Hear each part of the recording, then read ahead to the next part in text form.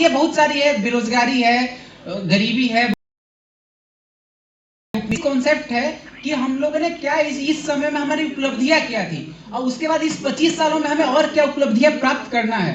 अब देखिए, जो हमारा जो ये है कि हमको जो विश्व गुरु बनना है, कैसे बनना है, क्या सिर्फ हम जो है मेनली जो है कहते हैं कि हमें रोजगार मिल गया, हम कमा रहे हैं, हम बिलियनर है, क्या हम इससे ही सिर्फ देश को विश्व गुरु बना सकते हैं? इसके लिए एक उर्दू की एक बहुत मशहूर पंक्ति है कि क्या कहे एहसाब, एहसाब मतलब दोस्त होता है, कि क्या कहे एहसाब क्या कायरे नुमाइना कर गए, कि क्या कहे एहसाब क्या कायरे नुमाइना कर गए, ग्रेजुएट हुए, नौकर हुए और पेंशन लेके मर गए।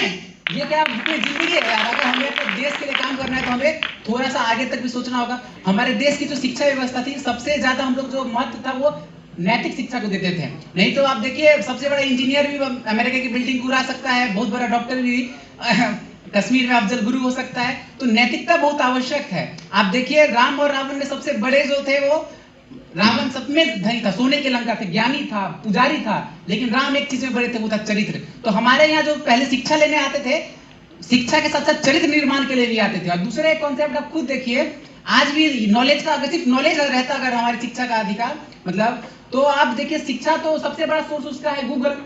यूनिवर्सिटीज में आने की बात ही नहीं था, लेकिन आज भी हम यहाँ शिक्षा लेने आते हैं। क्यों? क्योंकि हमें यहाँ, आप देखते हो जब यूनिवर्सिटी से लोग पास करते हैं तो दीक्षांत समारोह नहीं होता है, दीक्षांत समारोह होता है, हमें दीक्षा मिलती है। तो अगर हमें फिर से विश्व गुरु बनाना है तो सबसे पहले वो हम शिक्षा को नैतिकता से जोड़ना होगा, चरित्र निर्माण से जोड़ना होगा, कि ये हमारा कॉन्सेप्ट था।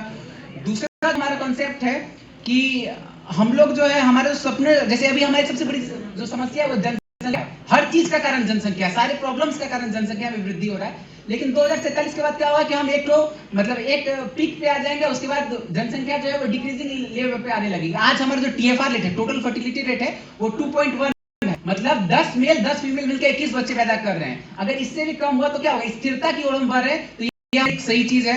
उसके बाद एक और चीज है, रोटी कपड़ा मकान शिक्षा सबको मिले। और आप देखिए हमारे यहाँ पे जो मेन जो चीज है, आप खुद में देख सकते हैं, इसकी सबसे बड़ी वैज्ञानिक खोज कोई बता सकता है क्या है? God particle. सोचिए, हमारे भारत एक ऐसा देश है जिसमें गॉड की भी परिकल्पना, पार्टिकल की भी कल्पना। हम तो शुरुआत से कहते आ रहे हैं कि कण कण में ईश्वर है।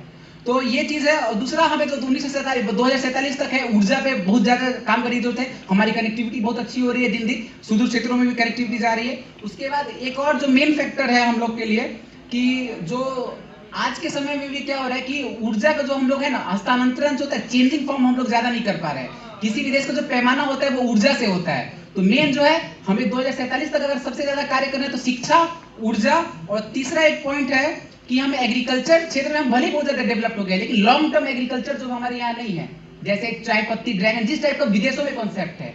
इसी के साथ मैं अपनी वाणी को विराम देता हूँ। जय हिंद, जय भारत।